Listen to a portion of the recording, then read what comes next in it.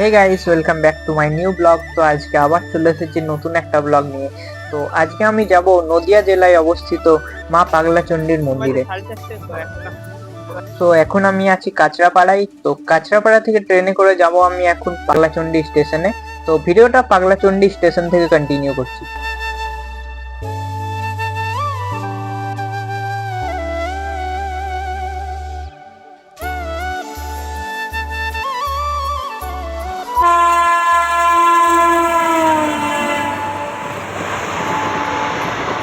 এখন আমি পাগলাচণ্ডী স্টেশনে পৌঁছে গেছি। সো গাইস, ফাইনালি এখন আমাদের ডেস্টিনেশনে পৌঁছে গেছি। পাগলাচণ্ডী যে কালী মন্দির আছে সেখানে। এটা হচ্ছে মুর্শিদাবাদের পাগলাচণ্ডী স্টেশনের সামনে।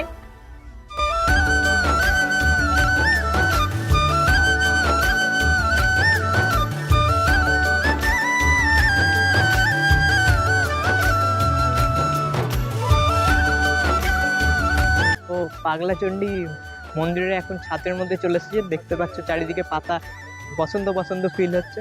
তো এখানে রয়েছে সামনে মন্দিরটা।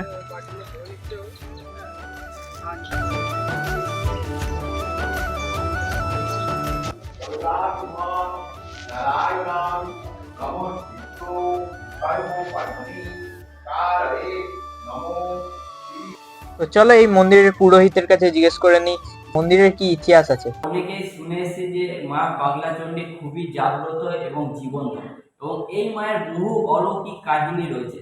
তো এ সম্পর্কে দু চার কথা বলুন আমাদেরকে। এটা হচ্ছে যাত্রীদের মুখেই মানে চলে আসছে, আমরা শুনে, আমরাও, তোমরা যেমন শুনেছো আচ্ছা, আমরাও শুনে আসছি। হ্যাঁ। এবং আমাদের পিতৃপুরুষদের কাছ থেকে শুনেছি যে এই মা যখন আমাদের মানে লালগোলা শিয়ালদায় যে রেল লাইন পাতা হয়, তখন যে পাগলাচণ্ডী ব্রিজের ওপর যে ব্রিজ করা হয়, ওটা তৈরি হতে পারছিল না। মা যেহেতু সেই সময় মানে জলের মধ্যে নিমজ্জিত ছিলেন আর কি। আচ্ছা, মা তখন ওদের স্বপ্নদের দেয় যে আমাকে আগে প্রতিষ্ঠা কর, তারপরেই তোরা এই ব্রিজ তৈরি করতে পারবে। ওরা তখন জমি, যেহেতু জমিদার পিরিয়ড ছিল তখন, আমাদের এখানকার স্থানীয় জমিদার ছিলেন শিবচন্দ্র সিংহ রায়, শিবপ্রসাদ সিংহ রায়। উনি, ওনার কাছে এরা কি বলে, তখন ওরা উনি জায়গা দেখিয়ে দেন এখানে, এবং ওরা তখন নিয়ে এসে মাকে এখানে প্রতিষ্ঠা করেছিল, যেটাই আমাদের শোনা। আচ্ছা, এইবার পরবর্তীকালে শঙ্করদাস ব্যানার্জি মানে সেই মন্দিরটাকে ভেঙে আর কি মানে নতুন করে আবার স্থাপন করেছিলেন। আর সত্যব্রত মুখার্জি মানে পরিচালনায় এই বর্তমান যে মন্দিরের রূপ এটা দেখা যাচ্ছে। আর আমরা ছোটবেলা থেকে দেখে আসছি যে আমাদের এই আশেপাশে যত গ্রাম মানে গঞ্জ আছে, যারাই মায়ের নাম শুনেছে তারাই সব এসে ঢাক ঢোল নিয়ে এসে মায়ের এখানে নৌকা করে তখন আসতো, এসে পুজো পুজো দিত। এখন তো রাস্তা খুব উন্নত হওয়ার জন্য সব গাড়ি টাড়ি করে আসে। আর তখন আমরা ছোটবেলা দেখছিলাম যে নৌকায় করে সবাই আসতো, সেখানে পুজো দিত। আচ্ছা, আর বৈশাখ মাসের শেষ মঙ্গলবারে মায়ের বাৎসরিক পূজা হয়, তখন আশপাশের সমস্ত গ্রামের ছেলে পিলে মানে আবাল বৃদ্ধ বনিতা সবাই গঙ্গা থেকে জল নিয়ে এসে মায়ের মাথায় ঢালে। হ্যাঁ, আর সেই দিন সমস্ত গ্রামেরই লোকের সহযোগিতায় আর কি এখানে মানে ভোগ বিতরণ করা হয়। সারাদিন মানে রাত চলে ভোগের প্রসাদ। ওই যে ব্রিজ তৈরি হচ্ছিল না, ওইটা কি ভেঙে পড়ে যাচ্ছিল বারবার? না, ওই দেখবেন যে এখনো আছে সেই ব্রিজটা, যদিও মানে একটা প্রথম যে এটা থামার বসাচ্ছিল ওটা পরে পরে কাজ হয়ে যাচ্ছে, যদি সোজা করতে পারছিল। আচ্ছা, তারপরে মা স্বপ্নদের যায়, মাকে স্থাপন করার পরই সেটাকে বাদ দিয়ে ওরা আবার নতুন করে ব্রিজ তৈরি করে। আচ্ছা, কোনো অ্যাক্সিডেন্ট ঘটেছিল ওই ব্রিজে? ব্রিজে অ্যাক্সিডেন্ট ঘটে এই আমাদের পাগলাচণ্ডী মায়ের কলার কোনো জিনিস চলে না, কিন্তু বলুন আরেকটা টিফিন খেয়েছে আর ওই কলার খোসা আর পাউরুটি না, পাউরুটি খেয়েছে আর কলার খোসাটা ওই জলে ফেলেছে। এতেই মা রুষ্ট হয়ে যায় আর কি।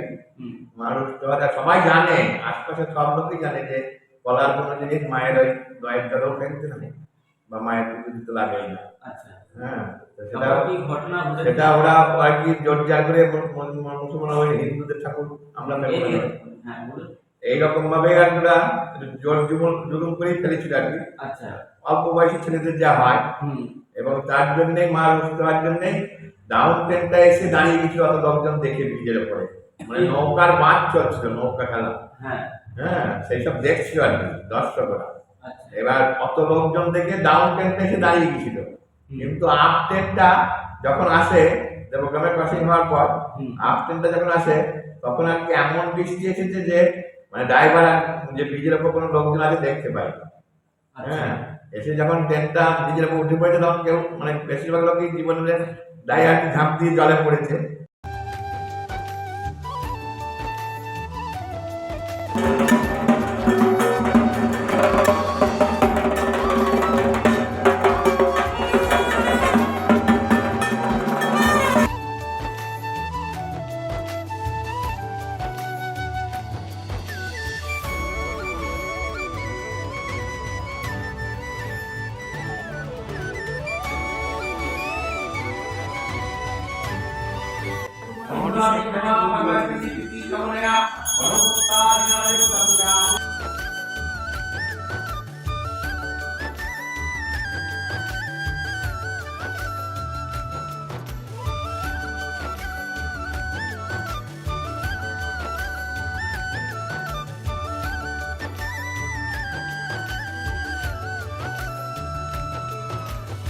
এই মন্দিরে তোমরা আসবে কিভাবে? যে প্রথম শিয়ালদা থেকে লালগোলা ধরে আসতে হবে তোমাদের পাগলাচন্ডী স্টেশনে। পাগলাচন্ডী স্টেশন থেকে তোমরা পায়ে হেঁটে বা টোটো করে এই মন্দিরে পৌঁছে যেতে পারবে। গাইস, আজকের এই ভিডিওটা তোমাদের কেমন লাগলো কমেন্ট করে বলবে।